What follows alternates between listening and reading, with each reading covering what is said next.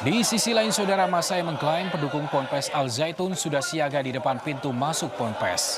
Namun, massa tidak bisa masuk karena Ponpes Al Zaitun memasang blokade kawat berduri. Ditambah kepolisian juga memblokade jalan menuju Ponpes sekitar 200 meter menuju lokasi. Pimpinan Ponpes Al Zaitun Panji Gumilang pun hadir menemui pendukungnya di depan Ponpes untuk memastikan kondisi aman. Namun Panji bungkam dan enggan bicara saat wartawan coba meminta keterangan.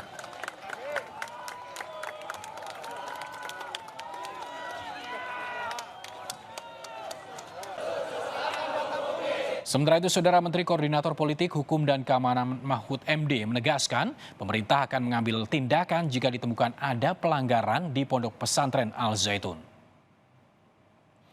Menurut Mahfud, pemerintah kini masih mempelajari kasus dugaan pelanggaran di Pondok Pesantren Al Zaitun. Ia menyebut kontroversi yang terjadi di Pondok Pesantren Al Zaitun merupakan fenomena baru.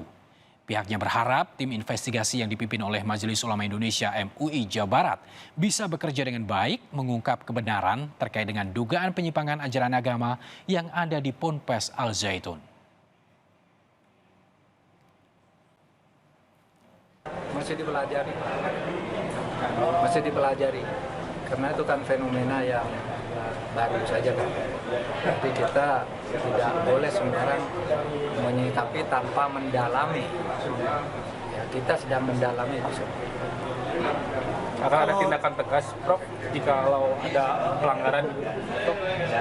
Ya masih didalami. Kalau ada pelanggaran kan siapapun di seluruh Indonesia ini. Tapi apa betul ada pelanggaran apa tidak nanti kita dalami.